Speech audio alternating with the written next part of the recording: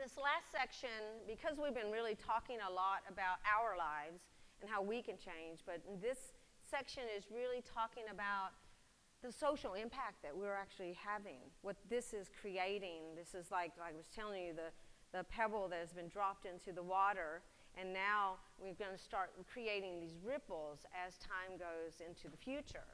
And so last year, what we did is we polled over 320 widows, and believe it or not, the majority of them answered. Because in this organization, when we do surveys, women want to be heard, and so they actually answer all the questions. But we're just going to go through here, and this is sort of just general information for you guys, because I think the more knowledge you have and you know about widowhood, we know that there's 14 million widows in the U.S.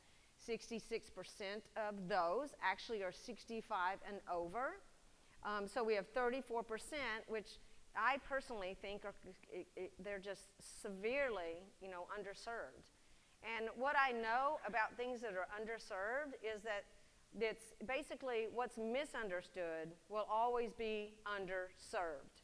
That's just how it is. And so the more I can help you become empowered with information and real knowledge and data, then you can take that and you can have a more intelligent conversation with whoever it is that you're with. And so 70% of married women will become widowed in their lifetime. It's an enormous number.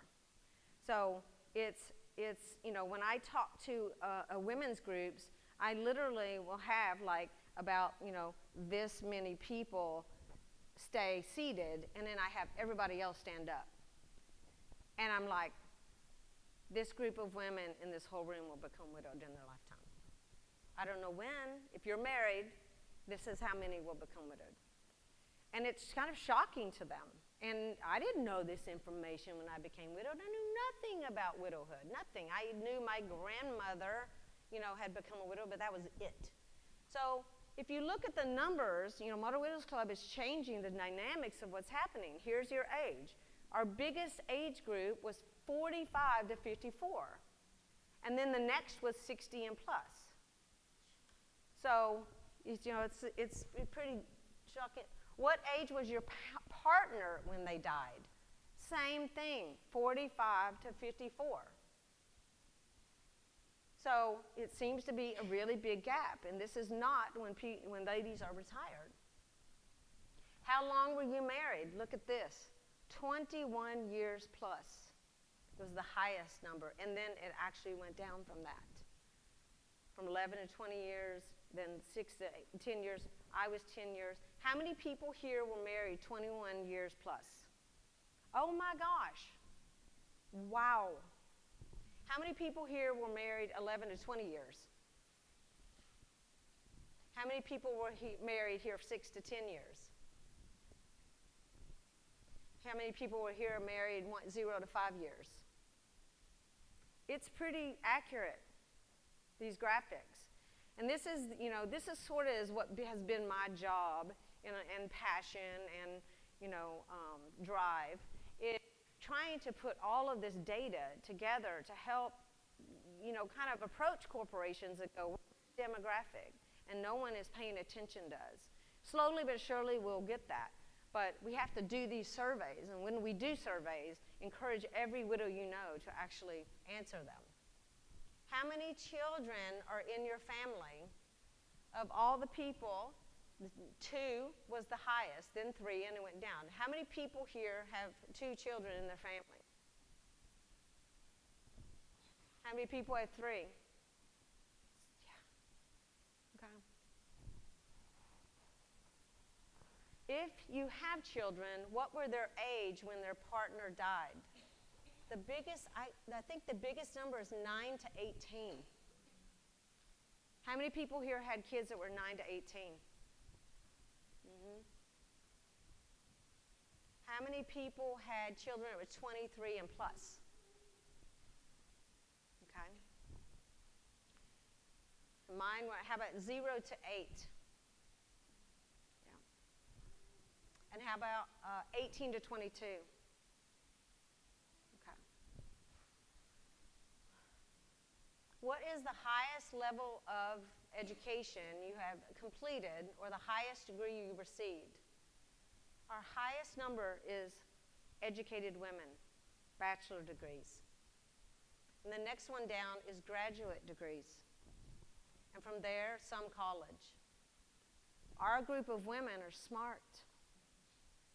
They're resourceful. Which of the following categories best describes your employment status? How many people here are employed?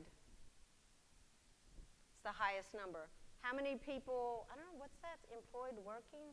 I don't know what the second. One was full-time, one was part-time. One was full-time, one was part-time. Okay, let's do full-time. How about part-time? And then not employed but looking for work. Not employed, not looking.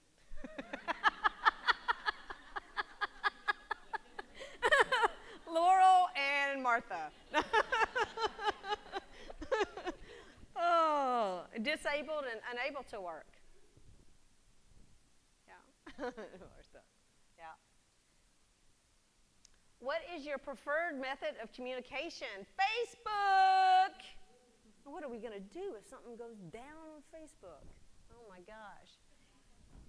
Yeah, well, that's the second backup, okay? That's pretty close, okay? We can always go back to email, traditional email, and then mobile and text, which I happen to know that mobile and text is it's like when we send out emails or any kind of communication we do, it's high. I mean, it's like almost 80%.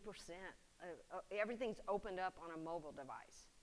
So if we can't figure out how to make it easy for you to open videos and open our emails, then we're in trouble.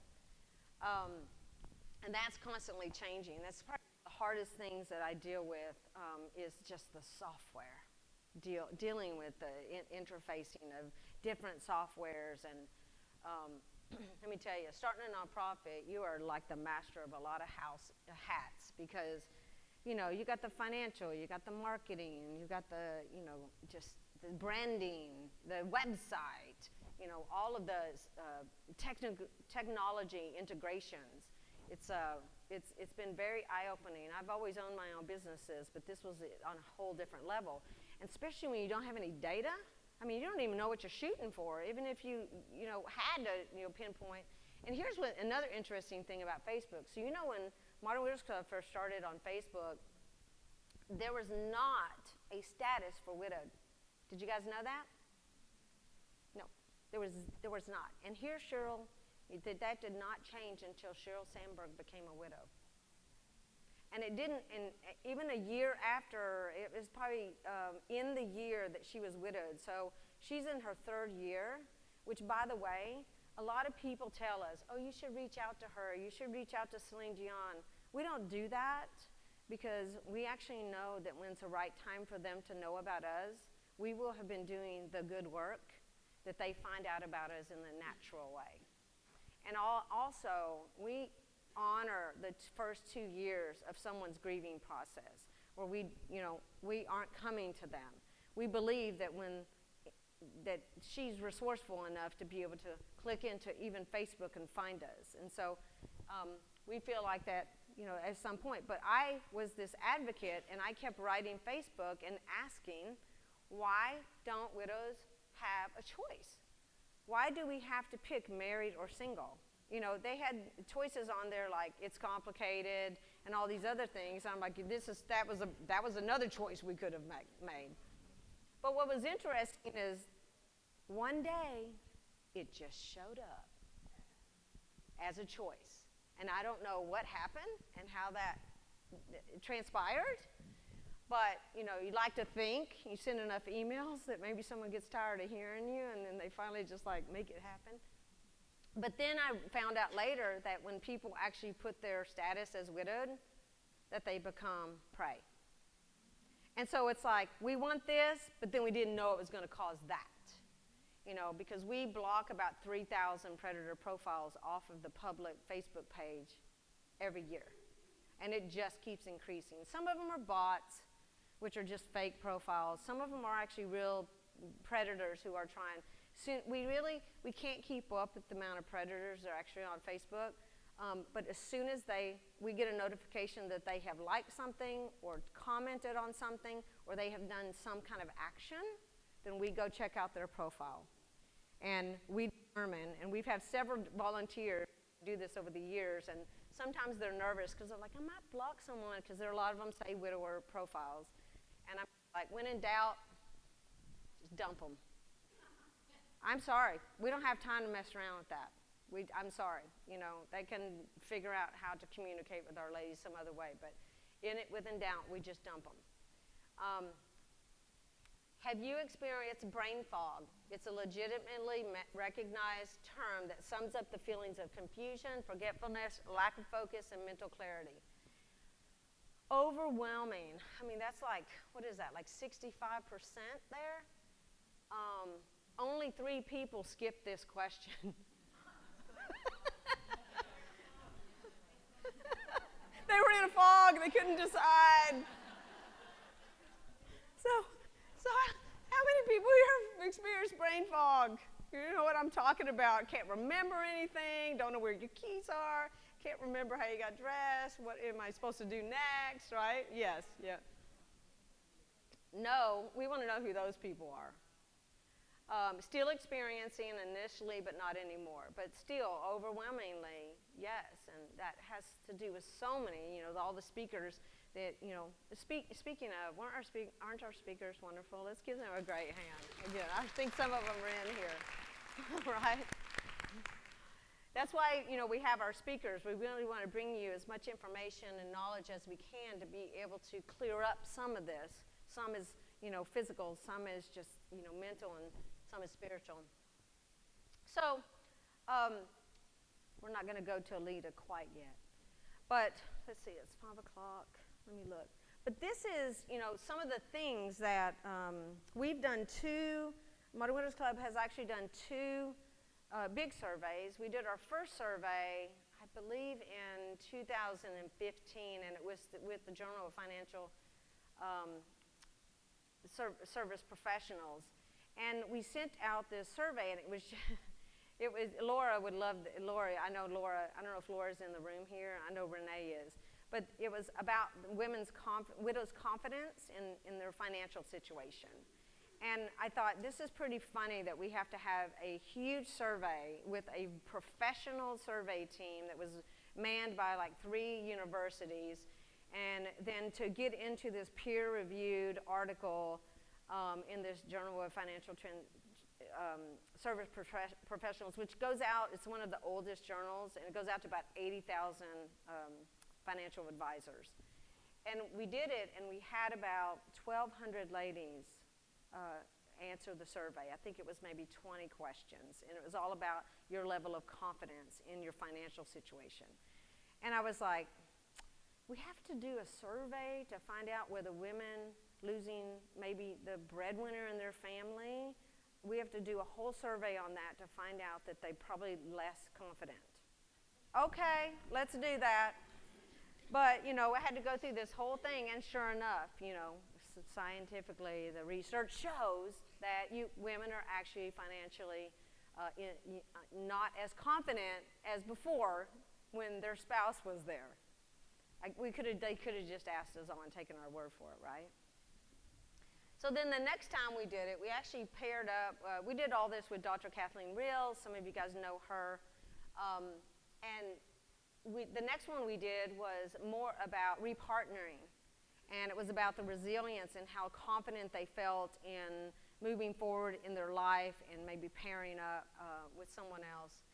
And that survey we sent out, and we paired with Soaring Spirits, which is out in California. And one of the questions I wanted on the survey, because I was involved in actually helping create the survey, and I insisted on having the question, where did you hear about this survey? Because I wanted to know kind of how much power Modern Widows Club had, how much power we had as a collective group of women. And 4,200 people completed the survey. It went out to numerous social media sites, Kathy Reels, Modern Widows Club, 3,600 people that responded to the survey. were Modern Widows Club ladies. Right? So the point I needed to make about that with these financial institutions and all of these colleges is that when you factor in advocacy into what you do, moving forward, giving back. Don't just move forward, give back. When you factor in and encourage women to actually become advocates, they do. That might be answering a survey. That might be starting a chapter. It might be just responding to someone on social media. But all of those things, all cumulative, is how we're actually going to make what's considered in the nonprofit world social impact. And people, foundations and grants invest in you when you make high social impact.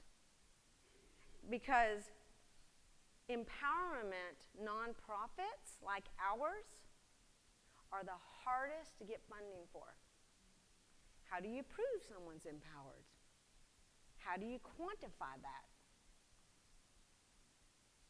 It's a tough question. You know, when I got into starting Modern Widows Club, I thought this is going to be a no-brainer, right? Like, they're widows. James 1:27, we're called to do that as Christians.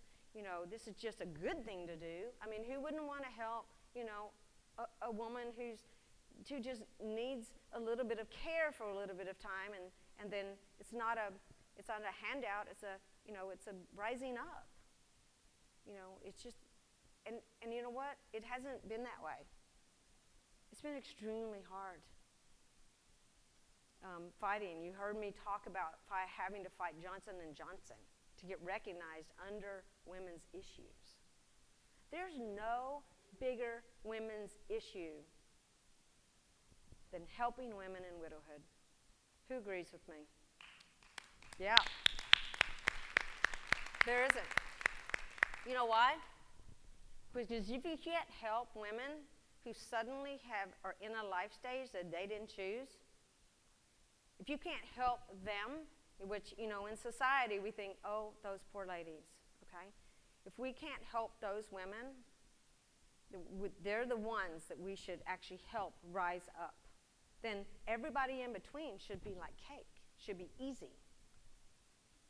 So, but we are the ones that are actually going to be the Lita says, the world changers, the game changers, the peacemakers, the warrior widows. You know, that's us. That's every one of us carries that responsibility, but we're not alone. We're doing it together. You know, this is just such a small picture of how big this movement is. Such a small picture. When I go and I visit all of the other Modern Widows Club chapters, you guys, you would be so blown away by these women. The Widowhood is so big. And some widows, they don't know what we're all about. And the best way to help them understand what this is all about is to be the shining example yourself. The people in my life, they go, how did you get to become, how did you become so optimistic? And I'm like, I'm surrounded by optimistic people. When I started this, I was so scared that I would die. And Mackenzie, what would happen to her? What would happen to my daughters? And I had this huge epiphany last year after Widow Empowerment event. Oftentimes when I'm alone and something, you know, so powerful and big has happened, and I realized if I die, my daughters are not going to be hurting for any mamas.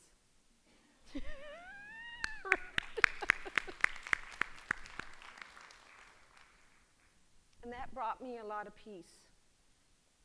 I guarantee if something happened to me, there would be a lot of women step up for my daughters. I know that in the core of my heart. And I did not know that when I was starting Modern Widows Club. And you can see from my daughter that we're going to be creating a new generation of young women in the future that can tell their stories. I talked to many of you guys whose mothers never had this opportunity. Your widowed mothers never had this opportunity, and you get to have this chance to change the way widowhood is lived. And living is what we are going to do. So future generations aren't like our mothers or our grandmothers and having to do this alone and scared and timid and voiceless. That's done. That is done. Because all of us going forward, we're completely changing that dynamic, and I think you all should be so proud of yourselves. So all of this is really about creating our legacy. We all are doing this. We're carrying forward the love that we had from our partners. I certainly do. I know all of you channel the love that you had for your partners. And, you know, I look at my daughter and go, there's no doubt your dad would be so proud of you. You didn't really know your dad, but you are your dad. You found your way home to who you didn't even get to know. And part of that was that she got to see me, you know. When Donna, I don't know where Donna is, yeah, when we were talking about how to integrate, you know. So, you know, in creating this event, and really, you know, I just want to mention just my programs. If there's anyone here that wants to do any of the programs that I mentioned, the Pivot program, the retreat, even my Pioneer one-on-one mentoring, if it has to do with money, don't let that stop you. You know, go back and talk to the team here. Let them figure something out. There is always a solution to that problem, always. And I'm willing to work with any of you, but don't let that be what stops you.